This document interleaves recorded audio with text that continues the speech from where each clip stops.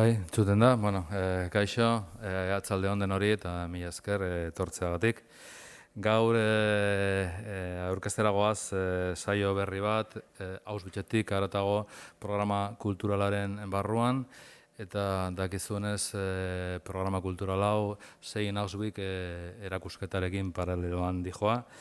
Gogoratu nahi nizueke hitzaldia streaming bidez jarraitzeko aukera izateaz gain, garatzen dela eta 3 egun barru eskuragarri egongo dela KMK elkarrizketa gure kanal digitalaren berrian.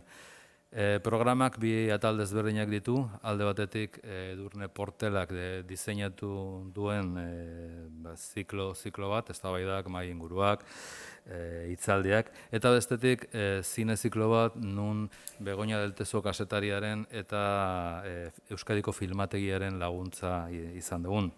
Hain zuzen, gogoratu nahi nizuek hurrengo asteartean, atzaldeko 6etan, proiektatuko dugula El hijo de Saúl pelikula, Oscar Saria eta Canneseko zinemaldiak irabazi zuen, eta ikusteko oso deserosoa da, baina esperientzia izugarria delakoan nago.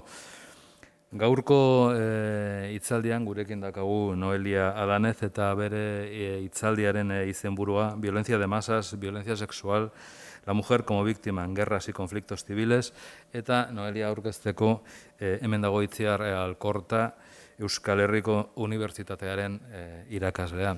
Muy brevemente agradeceros vuestra presencia. Aquí seguimos, adelante con este programa cultural que hemos titulado Más allá de Auschwitz y que discurre en paralelo a la exposición Sin Auschwitz que acoge Koldo Mitxelena Kulturgunea hasta el 3 de julio.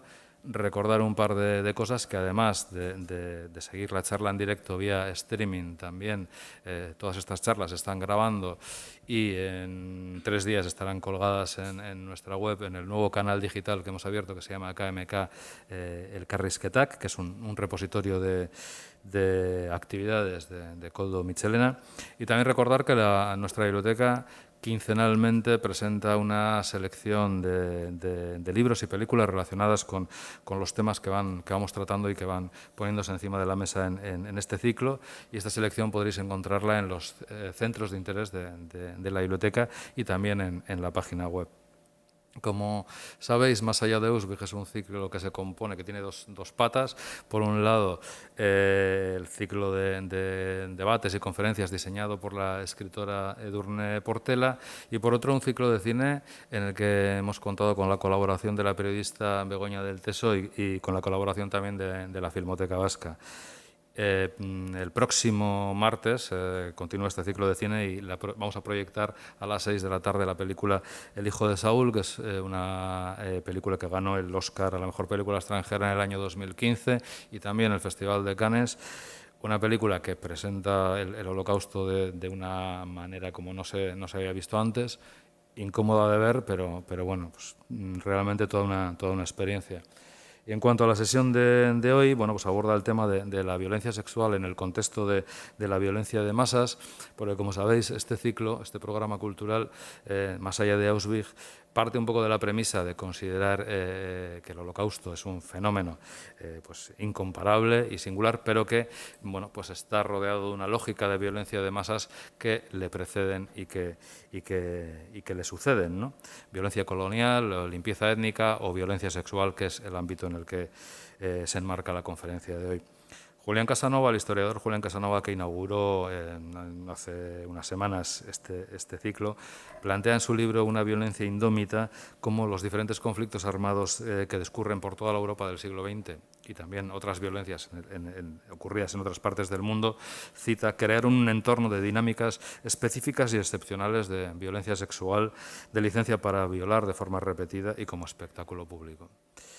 Y para presentar esta conferencia contamos con la presencia de Itziar Alkorta, que es profesora titular de Derecho Civil de la Universidad del País Vasco, y que ha desempeñado y desempeña diferentes responsabilidades institucionales. Ella es directora de los cursos de verano de la Universidad del País Vasco, actualmente es patrona de la Fundación Jura Vasconiae, en la que dirige la colección de Derecho Privado Vasco, y ha sido secretaria también de la Sociedad de Estudios Vascos Eusko Ikaskuntza. Por mi parte nada más, Itziar, darte la palabra y cuando te parezca, pues adelante. Arratsaldeon danoi, eskerrik asko Patxi. Eskerrak ematen utziko dizkia zuelenik eta behin zeren benetan niretzat oso aukera berezia da aur arratsaldean hemen egotea. Eskerrak eman nahi dizkiot Patxiri eta baita Edurne Portelari eta Luisa Etxenikeri. Nirekin gogorarazteagatik egia esan, niri ezoikoa egiten zait, ez dakizu eize gertatzen zaizue, baina elkarrekin egoteko aukera fisiko hau izatea, iruditzen zait, benetan gauza bitxia eta guretzat oso garrantzitsua, ez da, orduan oso gustora nago, eta espero dut ere, gaurko hitzaldia ikusiko duzu zein interesgarri izango den, guretzat ere aukera bat izatea, elkarrekin egoteko aukera hau gozatzeko, ez da. Ondo iruditzen bazaizue, nik Noelia aurkeztuko dut, aspaldidanik jarraitzen dut, bere unibertsitateko ibilbidea eta baita gerorakoa ere, niri bereziki asko interesatzen zait, bere ikuspegi feminista, eta egiten duen kritika ere nik asko apreziatzen dut, eta nahi nuke berak uler dezan gazteleraz egitea. Berak ez baitu euskeraz jarraitzeko aukerarik, eta ez dut bietara egingo, bestela berarik kenduko diogu hitzordua eta badakigu denak 9:00 hasi behar dugula etxera joaten. Orduan iruditzen zait ekonomizatu egin behar dudala eta zuzenean pasako nahi zuen baimenarekin gaztelerara. Noelia Adánez encarna una de las voces más originales, rigurosas y provocadoras de la esfera pública española actual. Además de editora y ensayista, es tertuliana en el gabinete de Julia Otero y autora de obras teatrales que, en forma de monólogos confesionales y combativos, resucitan voces como la de Emilia Pardo Bazán, Gloria Fuertes o Carmen Martín Gaite. Junto con Alberto San Juan, creó el Teatro del Barrio, donde nació el proyecto Mujeres que se atreven. Además de una intensa participación en las redes sociales, colabora con medios como Contexto y La Marea. Como os decía, yo tuve noticia de ella por primera vez con motivo de un manifiesto que ella leyó allá por el año 2008 o 2009 en el Círculo de Bellas Artes de Madrid, en el que denunciaba las estructuras de poder universitarias. Era su despedida de la carrera académica para la que ella se había formado durante 15 años. En 2002 se doctoró en Ciencias Políticas por la Universidad Complutense con una tesis sobre el liberalismo español ante las independencias latinoamericanas. Y en 2005 publicó su primer libro académico. Estaba, por tanto, preparada para su consolidación como profesora universitaria. Pero, en aquel momento, a la crónica escasez de plazas en Ciencias Sociales en la Universidad Española, se sumó con muy mala fortuna la crisis y los recortes que llegaron inmediatamente a la universidad. Así que después de varios años de precariedad, como tantas otras investigadoras, se vio obligada a abandonar su carrera académica. En aquella situación, desde el paro, con un hijo de corta edad, tuvo que reinventar su vida profesional.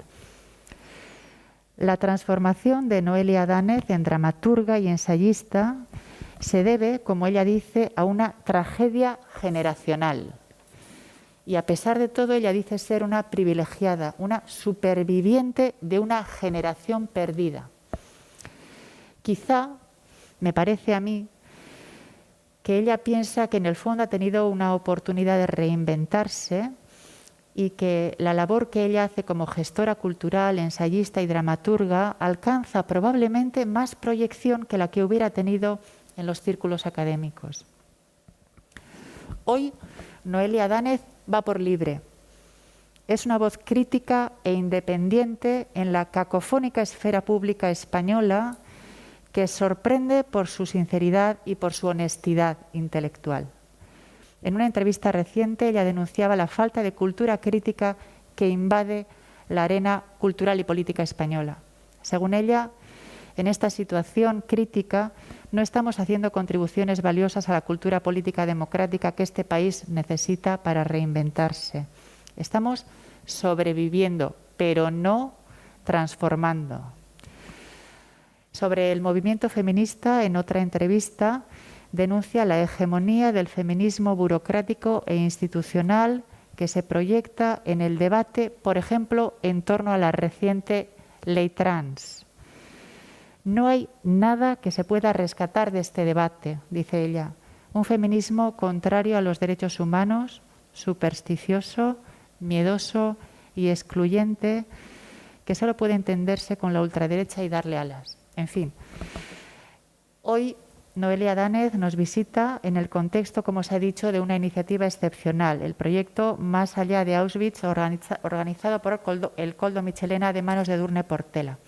Un proyecto en el que, como se ha dicho, se trata de reflexionar sobre la necesidad contemporánea de revisitar el siglo XX, un siglo de ideas en el que el pensamiento de unos pocos se impuso sobre las vidas de muchos.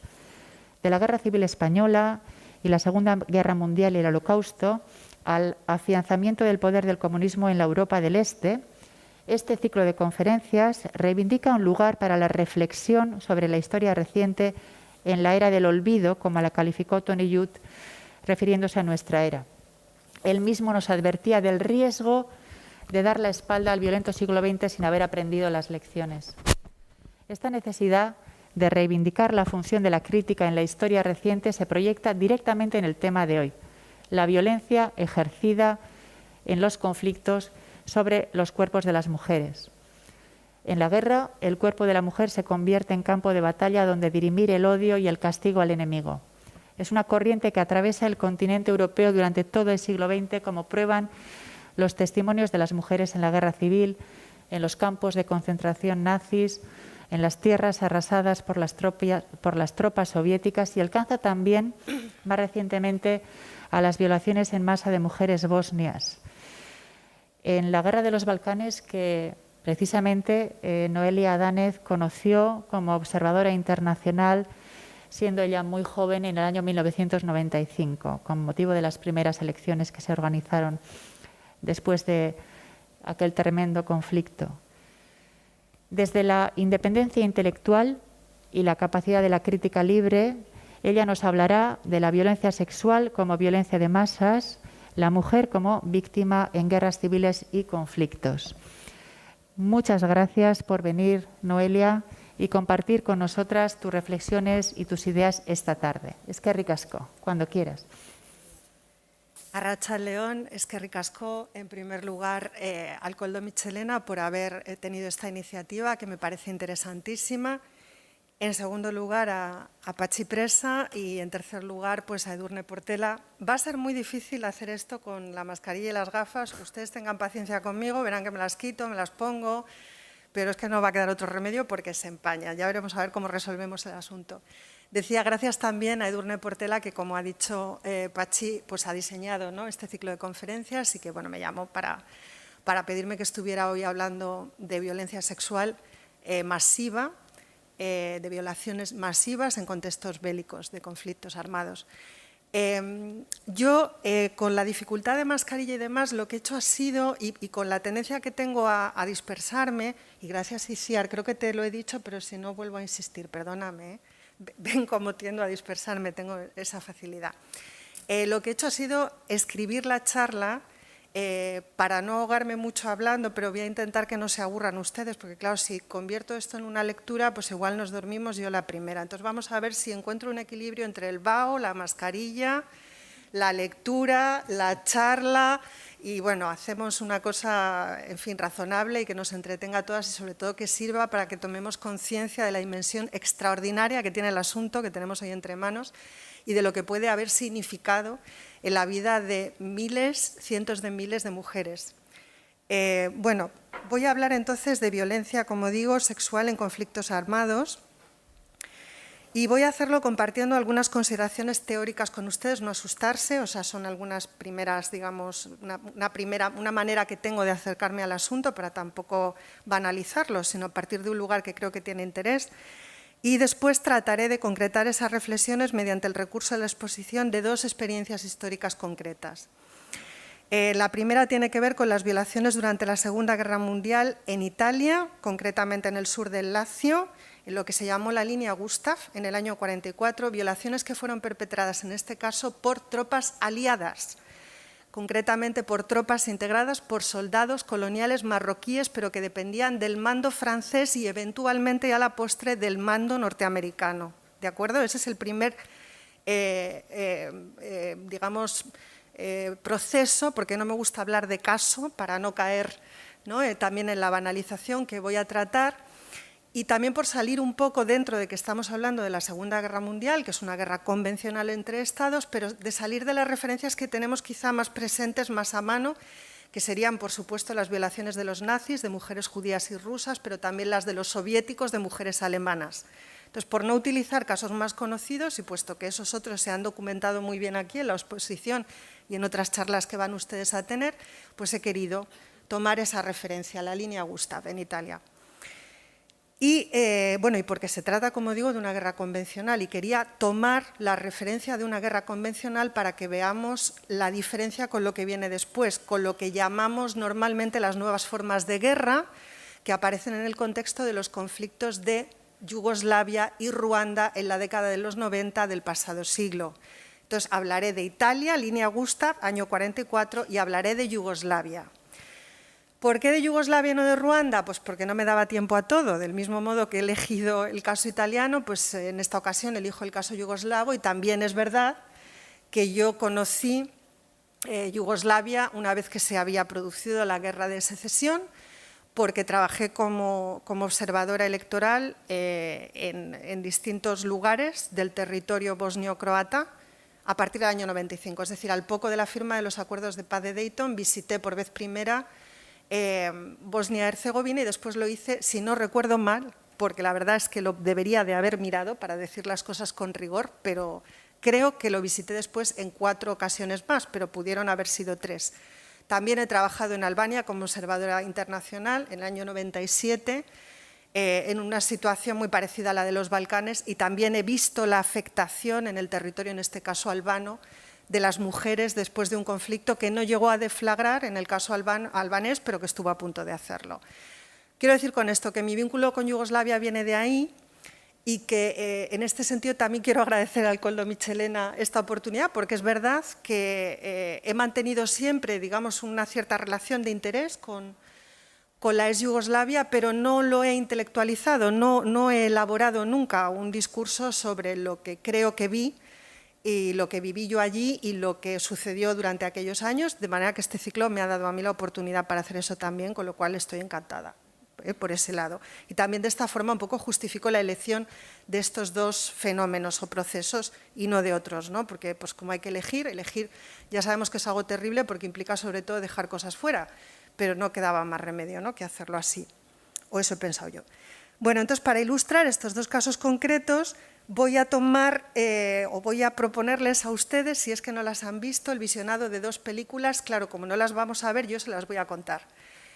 Para la línea Gustav, 2 mujeres, de Vittorio De Sica, una película de 1960, es un clásico, protagonizada por Sofía Loren, que está probablemente en el mejor papel de su vida. De hecho, le dieron el Oscar a Sofía Loren por 2 mujeres, de Vittorio De Sica. Y la otra es una película menos conocida, pero una película excelente que también les recomiendo muchísimo. Se titula Grabaica, El secreto de Esma. Grabaica es muy difícil que yo lo deletree, entonces con El secreto de Esma será suficiente para entendernos. Grabaica es un barrio de Sarajevo. Esta es una película de una directora bosnia que a mí me interesa especialmente, que se llama Jasmila Sbanic, y ganó el Oso de Oro en el Festival de Cine de Berlín en 2006. Ambas películas, y siento publicitarlo de esta manera, pero para facilitarle a la gente la vida, se pueden ver en Filmin.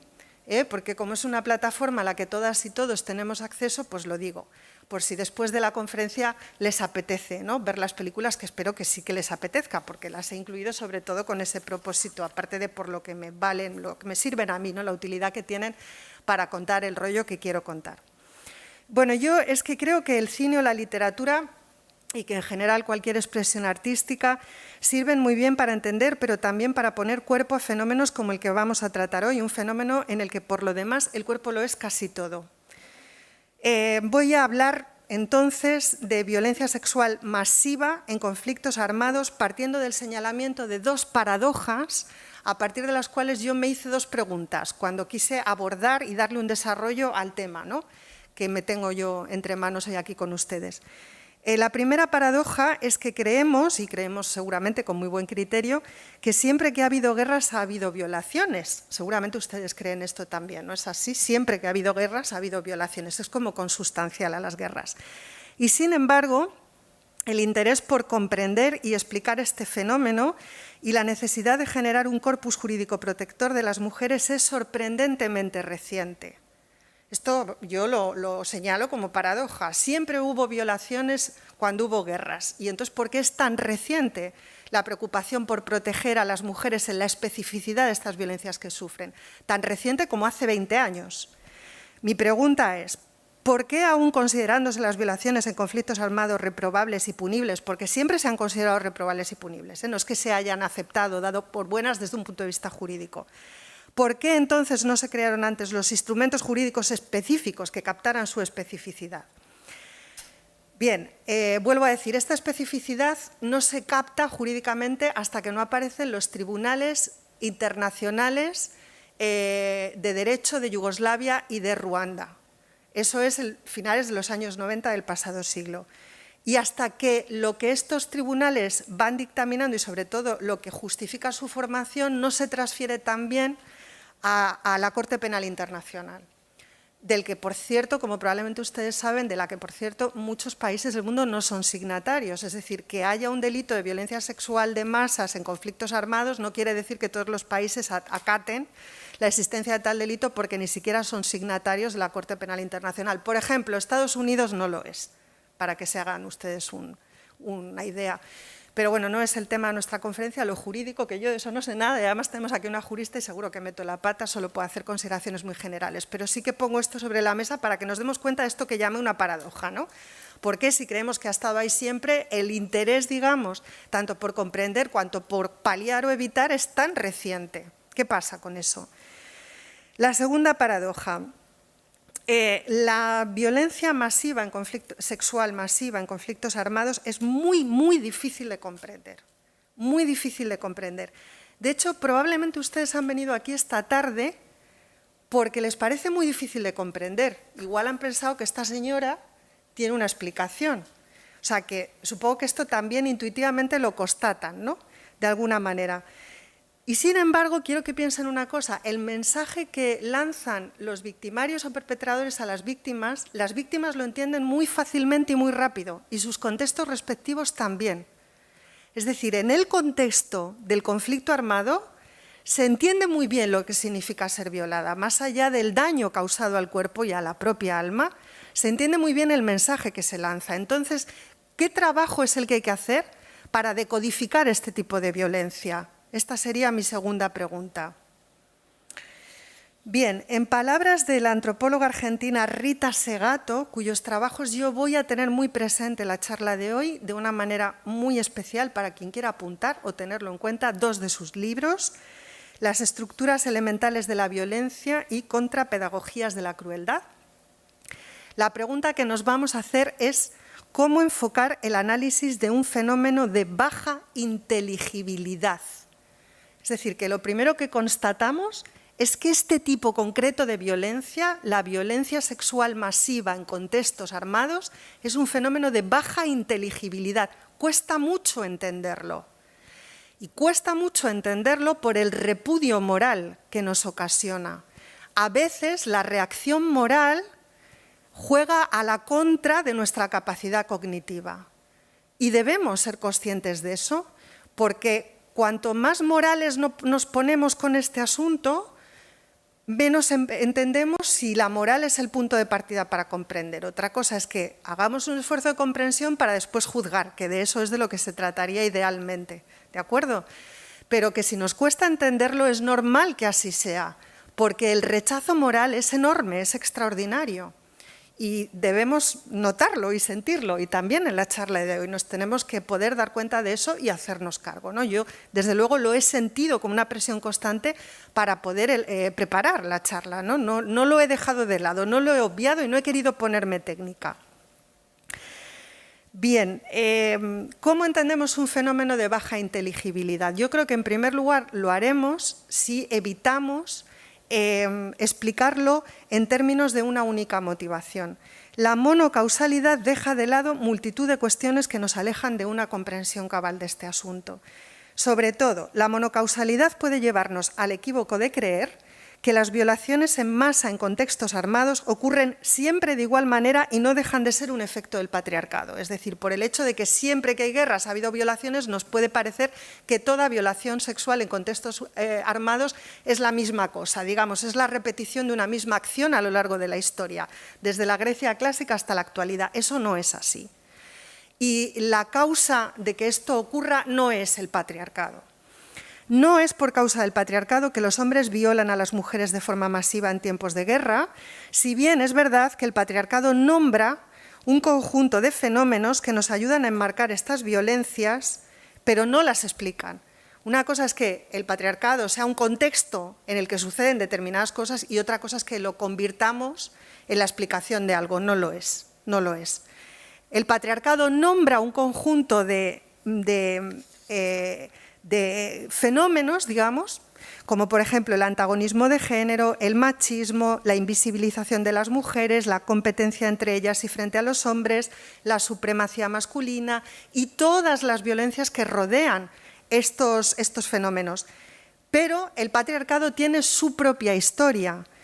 Pero es que además la categoría mujer tiene su propia historia también, es decir, estamos hechas de historia. Por tanto, las violaciones masivas en contextos armados contra las mujeres, perpetradas contra las mujeres, tienen su propia historia también. Y yo creo que es a la historia a lo que hay que atender, por lo menos en este ciclo, porque podríamos abordar el asunto desde otra perspectiva diferente, pero al menos en este ciclo es a la historia a la que hay que atender para entender en qué consiste, como digo, este fenómeno de baja inteligibilidad.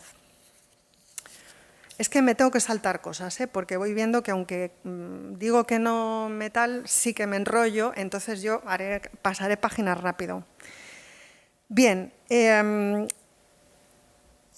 yo cuando trato este tema, como cuando trato otros muchos, tengo una perspectiva de género y feminista, que creo que todos ustedes seguramente pueden compartir si la bajo, digamos, a un nivel en el que todas y todos podamos estar de acuerdo. Yo creo que el feminismo es un discurso político que se moviliza contra todas las formas de violencia que sufrimos las mujeres.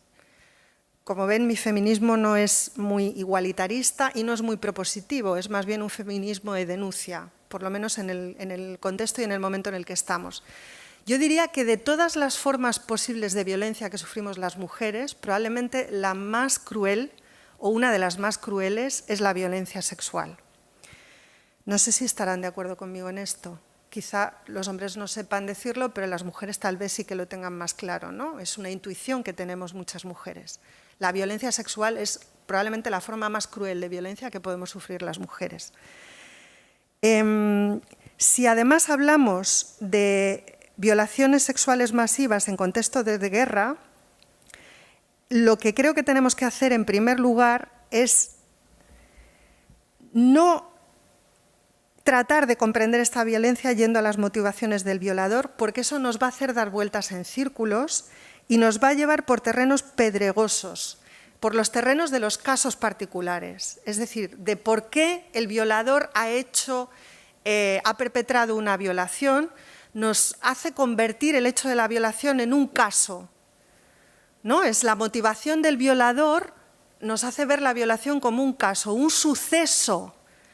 Si se fijan, las páginas de sucesos de los periódicos solían ser el espacio que ocupaban las informaciones relacionadas con este tipo de cuestiones. Claro, nosotras no queremos explicarnos las violaciones, menos aún en contextos armados como casos o sucesos. queremos entender los patrones, las pautas, el sentido que esto tiene, que forma parte de una estructura de violencia, que es un fenómeno masivo, como dice el título de esta conferencia. Es decir, que es un fenómeno de alcance social, que no solamente interpela y afecta a los victimarios y a las víctimas, sino a la sociedad en la que esto está teniendo lugar. Porque fíjense, si nos preguntamos por las motivaciones del violador, a mí se me ocurría preguntar, ¿el violador viola porque quiere implicarse en acciones de violencia? ¿Viola porque quiere demostrar su poder? ¿Viola porque es el ganador de una contienda? ¿Viola porque la mujer es la mujer del enemigo y en su ánimo está humillar o incluso aniquilar al enemigo? ¿Viola porque la mujer puede incluso ser el enemigo al que quiere humillar o aniquilar? También puede ser que viole porque desprecia a las mujeres, porque quiere demostrar su virilidad, porque la apropiación del cuerpo de una mujer implica la apropiación de una parte del territorio conquistado, pero quizá viola porque quiere transferirle a otro ser humano las humillaciones y la deshumanización de la que él mismo ha sido víctima en el transcurso de la guerra. Tal vez lo haga porque violando a una mujer siente que sus propios miedos se desvanecen, o quizá lo haga simplemente para divertirse. O finalmente, quizá el violador en contextos de guerra viola por causa de la guerra, que como sabemos es un negocio de hombres en el que la violencia descontrolada termina por dirigirse de una manera muy particular contra quienes son más vulnerables. Los violadores violan en contextos armados por todas estas razones, por algunas de ellas, por una sola o incluso por otras muchas que a ustedes se les puedan ocurrir y que a mí no se me han ocurrido en este listado macabro que acabo de hacer.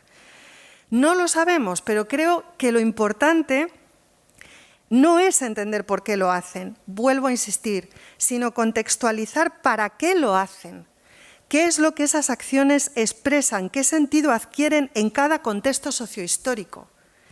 Como dice Rita Segato, a quien mencioné hace un momento, la antropóloga argentina, deberíamos rastrear en estos crímenes la dimensión expresiva. Toda violencia tiene una dimensión instrumental y otra expresiva. En la violencia sexual la expresiva es predominante. Bien, en las guerras entre estados del siglo XX, las guerras convencionales, como la Segunda Guerra Mundial, que tomamos hoy como referencia, las mujeres eran capturadas como el territorio, apropiadas, violadas y eventualmente inseminadas. Esto se consideraba un daño colateral resultante del hecho de la conquista. Tales acciones han solido estar prohibidas, pero permitidas en circunstancias excepcionales. Claro, ¿qué circunstancias no son excepcionales en el marco, en el contexto de una guerra?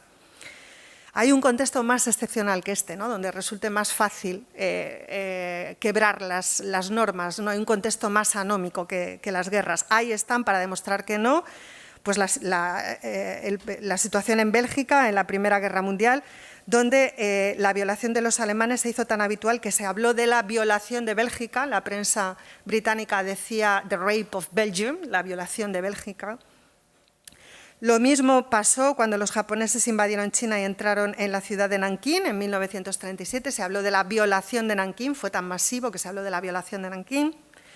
En la Segunda Guerra Mundial, como saben ustedes, el ejército nazi violó rusas y judías en su avance hacia el este.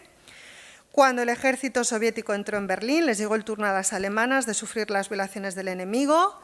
Por supuesto, podríamos hablar de los casos de los norteamericanos en Vietnam, de lo ocurrido en Bangladesh, y si salimos un poco de nuestro entorno más cercano, pues tenemos infinidad de casos en África y, por supuesto, también en América Latina. En fin, la retahíla es larga, el sufrimiento causado es inmenso.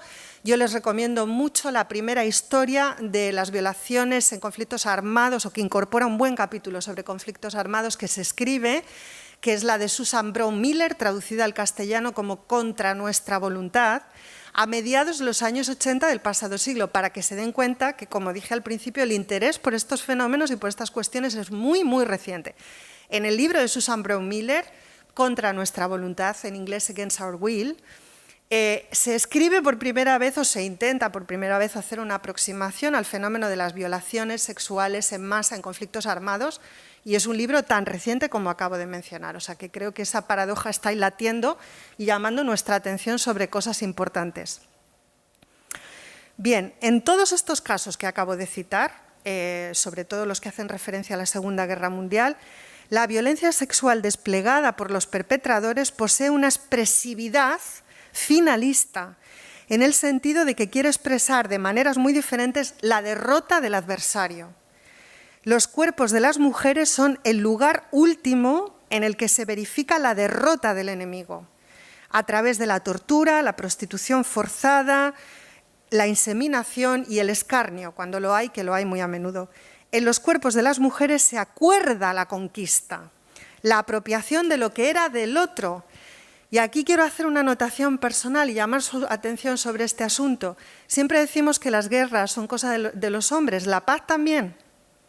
No solamente los hombres son quienes hacen la guerra, también son quienes hacen la paz. Y hacen la paz muchas veces a través de violaciones, porque las violaciones coinciden con la conquista del adversario. De hecho, muchas veces de manera simultánea, y así pasa con la línea Gustav en el año 44, los italianos han claudicado en el 43. Las violaciones del ejército aliado son del 44. Son hombres haciendo la paz en los cuerpos de otras mujeres a través de actos de violencia. Quiero que reparen también en esta paradoja, también macabra. Bueno, en el marco de las guerras de nuevo tipo, es decir, hasta ahora hablaba de guerras entre estados. Segunda Guerra Mundial, si quieren, como ejemplo paradigmático de lo que vengo diciendo, ¿no? Expresividad finalista, los cuerpos de las mujeres como el lugar en el que se verifica la derrota. En el marco de las guerras de nuevo tipo, y aquí me refiero, como dije al principio, a los conflictos de Yugoslavia y Ruanda, sin embargo, conflictos en los que la cuestión étnica juega un papel decisivo y en los que hay una vocación de dominación y exterminio total o parcial de un grupo humano al que el perpetrador define como adversario a partir de una caracterización que el mismo perpetrador lleva a cabo de este grupo, las violaciones son instrumentos destinados no tanto a la apropiación, como vimos en el caso anterior, cuanto a la destrucción. Es decir, a la devastación física y moral de un pueblo percibido como un ente orgánico en el que las mujeres son una de sus partes distintas al soldado o al sicario contra el que se lucha. Sus cuerpos, los cuerpos de las mujeres, son el territorio en el que inscribir un mensaje destinado al adversario, pero además son el instrumento que facilita la victoria. Los cuerpos de las mujeres son el lugar en el que se firma la paz, como vimos en el caso anterior, y el lugar en el que se libra la guerra. Es decir, conflictos, guerras convencionales, conflictos entre estados, los cuerpos de las mujeres son espacios donde se verifica la victoria, nuevas formas de guerra, los cuerpos de las mujeres son el instrumento que facilita la victoria sobre el enemigo, porque sobre el enemigo hay un objetivo, o el genocidio o la limpieza étnica. Y una de las formas de perpetrar cualquiera de esos dos, o de lograr, digamos, cualquiera de esos dos fines, es la violación de mujeres. O sea, en el primer caso vemos, por tanto, cómo la expresividad es finalista y en el segundo caso la expresividad, lo que se busca, es de naturaleza más instrumental que finalista. ¿Se me va entendiendo bien en la exposición? Y no me voy alargando mucho. Bueno, pues yo voy muy mal de tiempo, entonces habrá que abreviar, porque yo ahora les quería contar las dos películas, que cada una de ellas ejemplifica un poco lo que he contado hasta ahora y un poco para poner en juego estas ideas, ¿no? Pero trataré de no irme más allá de 10 minutos más, que me noto yo a mí misma ya un poco pesada hablando. Bueno, entonces, para ir resumiendo un poco lo que tengo yo por aquí. Bien, el caso de Italia. Voy a contar un poquito así de qué va el asunto de la línea Gustav. La línea Gustav está en Italia, cerca de Roma, para que se hagan ustedes una idea, al sur del Lacio, y está desde el año 43, que ya digo que ya ha claudicado el Estado fascista, integrada fundamentalmente por tropas alemanas. Esta línea la rompen los aliados en mayo del año 44, en la primavera del año 44. La rompe concretamente el cuerpo expedicionario francés, integrado fundamentalmente por tropas marroquíes.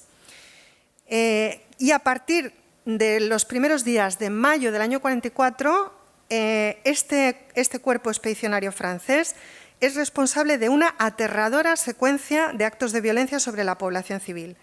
Cientos de mujeres fueron violadas. Una vez la guerra terminó, esas mujeres miles de mujeres fueron violadas en la línea Gustav. Una vez terminó la guerra, estas mujeres tuvieron que hacer frente a la incapacidad de la cultura local y de las instituciones nacionales de comprender y reparar las violaciones en masa. No hubo comprensión colectiva porque estas violaciones se trataron como casos y, por tanto, no hubo reparación. Porque, claro, cuando la violencia se ve como casos, pues lo que hay son acciones puntuales y generalmente insuficientes, ¿no? No hubo una respuesta, digamos, institucional que lo viera como un problema colectivo, como un problema social. Bien, tenemos noticias de este episodio a través de multitud de testimonios orales y de crónicas contemporáneas, pero también de la novela de Alberto Moravia, La campesina. Es una novela de 1957 en la que se basa la peli de Vittorio De Sica, Dos mujeres, la película de 1960. La peli de Vittorio De Sica cuenta la película de Cesira y su hija Rosetta, que tratan de huir a Roma cuando arrecian los bombardeos aliados. Después de pasar un tiempo en un pueblo cercano a su localidad de origen, reciben la noticia de que Mussolini ha sido apresado y, visto que puede darse por concluida la guerra, deciden retornar a su lugar de origen, es decir, no llegan nunca a Roma. Intentan llegar hasta Roma, pero no llegan a Roma. Entonces ya hacen ese viaje de ida y de vuelta, digamos, por donde está resquebrajándose en ese momento la línea Gustav, de manera que se van a encontrar tanto con soldados alemanes, que están batiéndose en retirada, como con el cuerpo expedicionario francés. Por el camino de regreso topan con un contingente de tropas expedicionarias franco-marroquíes dependientes del mando norteamericano. Supuestamente, el comandante de ese cuerpo expedicionario francés, que es Alphonse Juin, ha transmitido a sus hombres que disponen de 50 horas para violar y saquear el territorio. Según una falsa proclama aparecida en 1956, esto es así. Pero fíjense ustedes qué interesante es la historia y la memoria y la relación que guardan estas dos disciplinas o narrativas sobre el pasado entre sí, que esa proclama es falsa, parece publicada ex post facto, y sin embargo los habitantes del sur del Lacio, en los testimonios que dan de lo que pasó en aquellos días terribles de mayo, la dan por buena, porque la proclama, aun escrita, digamos, después de los acontecimientos, recoge muy bien o da cuenta muy bien de lo que ellos creen haber vivido o de lo que de hecho han vivido. Yo les voy a leer brevemente la proclama para que entiendan lo que es el infierno que se desencadenó en el sur del Lacio a partir de este momento. Dice supuestamente Alphonse Juin: más allá de esas montañas, más allá de los enemigos que esta noche eliminaréis, hay una tierra amplia, rica en mujeres. Si conseguís trasponer esa línea sin dejar un solo enemigo con vida, vuestro general os promete, os asegura, os jura que esas mujeres serán vuestras según vuestra voluntad, durante 50 horas, y podréis tenerlo todo, hacerlo todo, cogerlo todo, destruir, saquear, si vencéis, porque os lo tenéis merecido. Eso también lo decía Stalin de los soviéticos cuando llegaban a Berlín, que menos que eso, ¿no? Después de tantos meses peleando y fuera de sus casas. Os lo tenéis merecido. Bien, en los testimonios de víctimas, la violencia desplegada por los marroquíes se considera natural porque se considera que las tropas norteafricanas son salvajes, entrecomillado porque lo he sacado de testimonios reales. Y se señala, sin embargo, como principales responsables a los norteamericanos, que dieron a los marroquíes carta blanca y no tutelaron ni protegieron a la población civil. Dos cuestiones con relación a este asunto. Es verdad lo que dicen quienes dan testimonio de lo sucedido. La responsabilidad al mando último era de los americanos, y los americanos llegaron a Italia para liberarla, no para permitir el saqueo y mucho menos la violación de las mujeres italianas. Pero por otro lado, lo que las tropas expedicionarias francesas hicieron, estos soldados Goumier, no corresponde a su natural predisposición salvaje a la violencia o a la violencia contra las mujeres por el hecho de ser africanos. Se corresponde con el aprendizaje que estas tropas tienen de reprender la lucha anticolonial de la población marroquí contra la colonia francesa. Es decir, que su violencia es una violencia específicamente occidental. No tiene nada absolutamente de colonial, ¿vale? Lo digo porque tendemos a hacer del monstruo, digamos, enseguida nos quitamos de encima el monstruo. Igual que el fenómeno nazi, digamos, es quintaesencialmente occidental y lo podemos hasta conectar con la Ilustración, que tiene de pronto esa deriva, pues este tipo de violencia sexual no es especialmente encarnizada por el hecho de que los soldados sean marroquíes. Los soldados son marroquíes, pero sobre todo son franceses. Y lo que hacen lo han aprendido en el ejército francés. Quiero que esto quede claro. Como resultado de estas acciones de violencia y de pillaje que duraron 3 semanas, prácticamente todo el mes de mayo del año 44, según un proyecto de ley del Senado italiano que se aprobó en el año 96 para hacer una reparación pero puntual de las víctimas, el total de agresiones fue de 2.000 mujeres. No sé, podemos multiplicar por 10 las 2.000, claro, las 2.000 que denunciaron, que en esa época, además el año 44, en un medio rural, pues imagínense ustedes, debió ser una parte ínfima.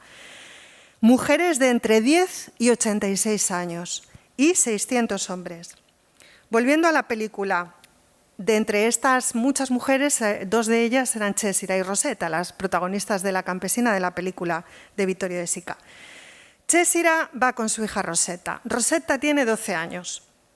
Son violadas simultáneamente, la una frente a la otra, viéndose las caras, por un grupo de una veintena de soldados que la sorprenden mientras se encontraban intentando descansar en el interior de una iglesia. De manera que la profanación es del cuerpo de las mujeres, de las dos, una de ellas virgen, y del templo en el que descansan. O sea, aquí tenemos una concentración de simbolismo que sería una charla entera. Yo haría una charla entera con esta circunstancia, ¿no? Pero como no podemos hablar de templos, hoy estamos en otro lugar, en otros espacios, pues nos vamos a centrar en eso.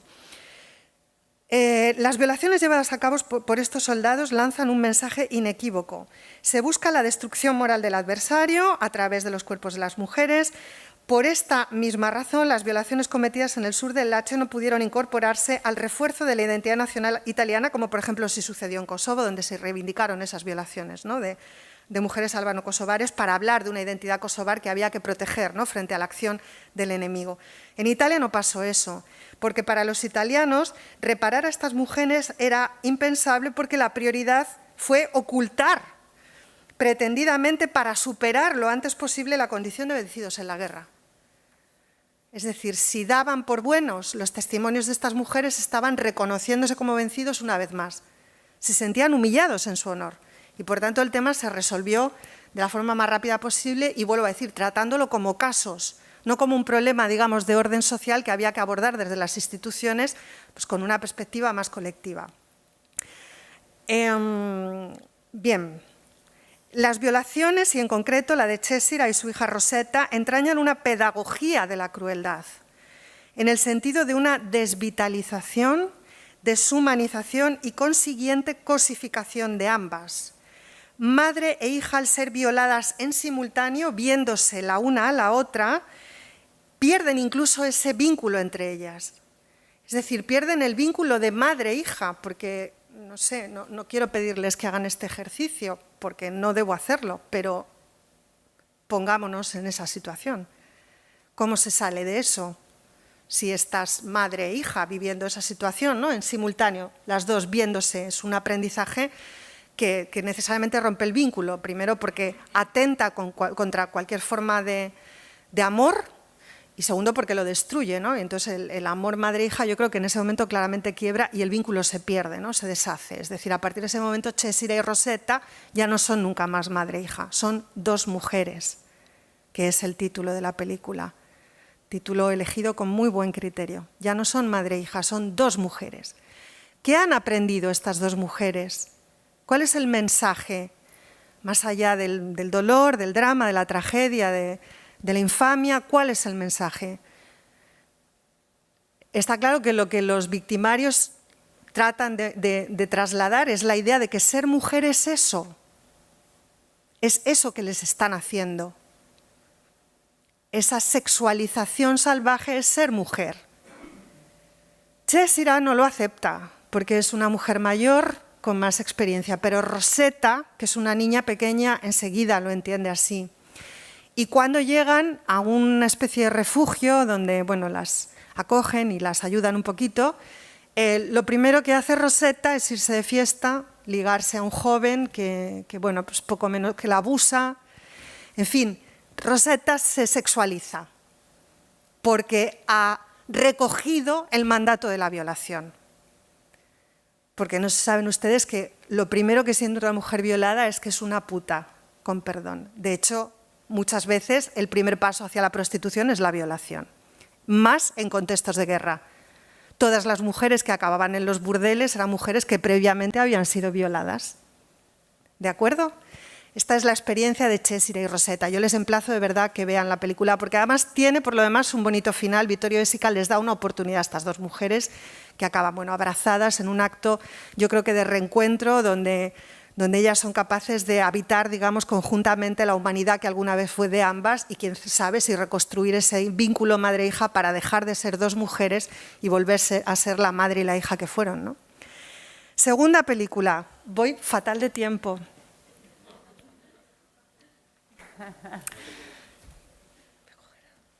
¿Me perdonan ustedes?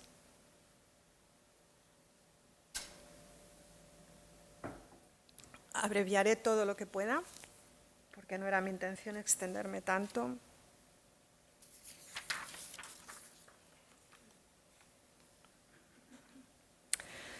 Pues es que nos tenemos que ir a Yugoslavia ahora, o sea que lo vamos. Me sabe mal que le dediquemos poco tiempo a Yugoslavia, pero lo voy a hacer porque no queda más remedio. Bueno, Yugoslavia. En Yugoslavia las violaciones masivas no se conceptualizaron solo como el lugar en el que se acuerda la paz, en el que se verifica la conquista, ¿no? Sino que las violaciones masivas fueron el instrumento al servicio de procesos de limpieza étnica. Por tanto, las violaciones fueron una tarea del guerrero, no el descanso del guerrero, sino la tarea del guerrero. En Yugoslavia se violaba porque lo dictaminaba así el mando superior. Era una obligación de los soldados. Esto cambia, como ustedes comprenderán, muchísimo el panorama, muchísimo. Y, como ustedes también podrán suponer, lo cambia para peor todavía, si cabe, vamos a peor. El cuerpo de las mujeres, como digo, no es solo el lugar en el que se verifica la conquista, que también, sino un instrumento para lograrla. Como explicó el historiador Bernard Brunetet en un libro que les recomiendo muchísimo y que creo que viene muy a cuento de este ciclo, que se titula El siglo de los genocidios, a partir de las guerras de Ruanda y de Yugoslavia, la violación no es una oportunidad que da la guerra, sino una orden que ejecutan quienes tienen poder para ello. La violación sería el acto de soberanía total en cuanto a control del territorio y del cuerpo de las mujeres. Control irrestricto, voluntad soberana, absoluta y discrecional, cuya condición de posibilidad es el aniquilamiento del otro en tanto que otro. Al otro, al que no soy yo, le puedo aniquilar de dos maneras. O me lo cargo o lo convierto en lo que yo soy. ¿Cómo convierto a mi enemigo en lo que yo soy? Violando a sus mujeres e inseminándolas. Eso fue lo que hicieron los serbios.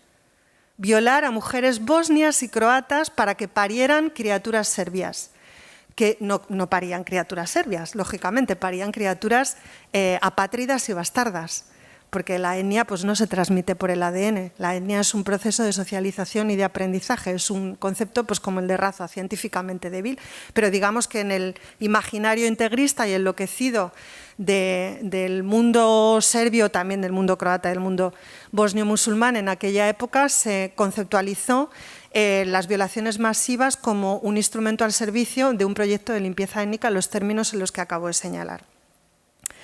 Bien, como digo, no hay forma más eficaz de suprimir la alteridad que hacer del otro uno mismo. Las violaciones de mujeres en Yugoslavia para embarazarlas fueron una constante y me voy a la película con la que trato de ilustrar un poco lo que esto significó.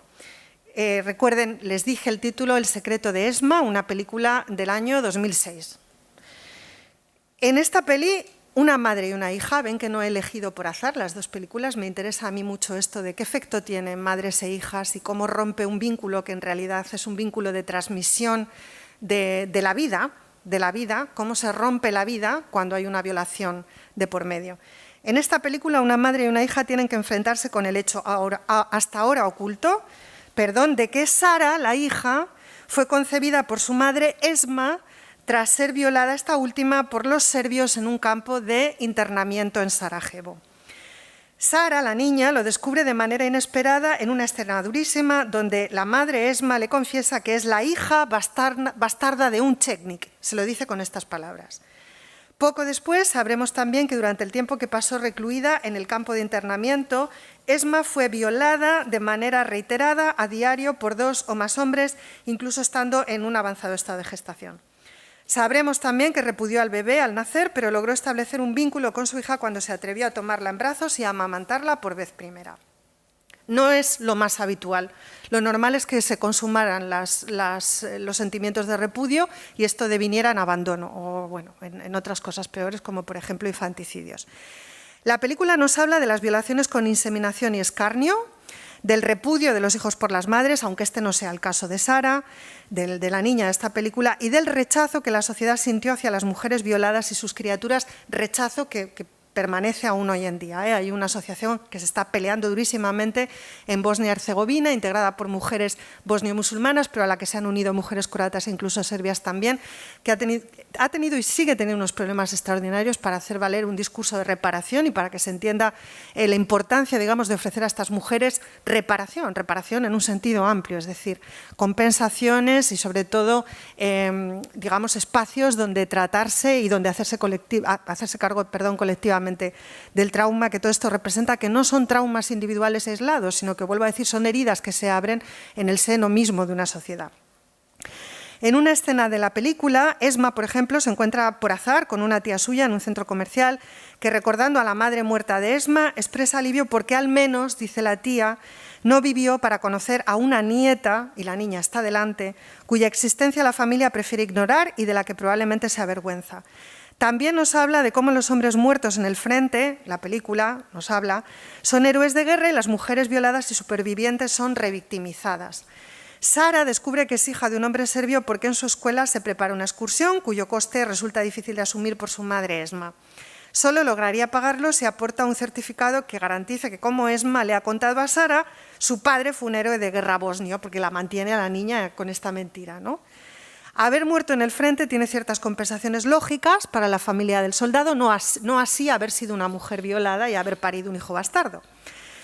Por su parte, Esma, sí que es verdad, asiste a unas reuniones en una especie de centro cultural cercano dependiente de la Obstina, de la administración, de mujeres, pero bueno, son unas reuniones así como oscuras, digamos, donde las mujeres no logran abrirse nunca, y da también bastante la sensación todo el tiempo de que acuden allí una vez al mes porque les dan una paga en euros, ¿no? Una pequeña compensación económica que ayuda a estas mujeres a afrontar los gastos de la vida cotidiana en una Bosnia-Herzegovina absolutamente devastada hasta el día de hoy, donde el empleo, por ejemplo, es un problema de una magnitud extraordinaria, por no decir nada de la vivienda, en fin, todas estas cosas que tampoco nos da tiempo a tratar hoy. Bueno, perdón. Por el discurso. Entonces, decía, Esma asiste a una de estas reuniones, le dan este acompañamiento, pero está claro que, digamos, la compensación importante es para el supuesto marido muerto, ese héroe de guerra bosnio-musulmán, que en realidad Esma ha inventado y que no existe, ¿no? Entonces, vemos cómo se produce también una revictimización de Esma. Vale, como ya se me está yendo todo, solo quiero concluir diciendo que ambas películas, dos mujeres, y esta última, El secreto de Esma, nos ponen en contacto con un fenómeno frente al que lógicamente sentiremos un gran repudio moral, como dije hace un momento, una conmoción que dificulta nuestra comprensión de lo que implica y de lo que representa, pero hay que esforzarse por entender, hay que esforzarse por sacar los fenómenos sociales de las áreas de oscuridad, hay que iluminar, hay que diagnosticar y sobre todo hay que reparar. Hay que poder contar lo sucedido, que es un poco lo que hemos intentado hacer hoy aquí. Y solo por recapitular, es importante entender el carácter eminentemente expresivo de la violencia sexual, el hecho de que siempre tiene un destinatario que no es solo la víctima. Cualquier acción de violencia sexual está dirigida contra la totalidad de la sociedad, no solo contra la víctima, más aún en contextos bélicos, que significa cosas diferentes en contextos históricos distintos y que lo referente a la violencia masiva en el marco de conflictos armados hay un evidente punto de inflexión con los conflictos de Ruanda y Yugoslavia, que hace que a partir de los mismos se convierta en un arma de guerra, deje de ser una consecuencia poco deseable de las guerras y pase a ser un instrumento al servicio de la misma. Razón por la que ya, para concluir, quiero que nos demos cuenta, o me gustaría trasladarles una idea que no por desagradable creo que debamos evitar, que es la de que la violencia sexual masiva en contextos armados fue a más en el curso del siglo XX y está yendo a más en el siglo XXI, porque yo aquí no he podido contar otros casos y circunstancias que no guardan relación con estas guerras de los años 90, pero que probablemente muchos de ustedes tienen en la cabeza ahora mismo, por ejemplo, Ciudad Juárez en México, o por ejemplo, otras muchas situaciones que se están dando, fenómenos concentracionarios, el tema de la trata o el maltrato a las niñas en países asiáticos, que son situaciones de violencia sexual masiva, sin que haya conflictos armados, pero sí guerras, digamos, de nuevo tipo también, o nuevas formas de guerra, ¿no? Y ya con esto siento haberme acelerado tanto en la parte final, siento haberme extendido tanto, les agradezco muchísimo su paciencia y bueno, y ya pues estoy abierta a cualquier conversación que quieran mantener con nosotras hoy. Muchas gracias, eskerrik asko.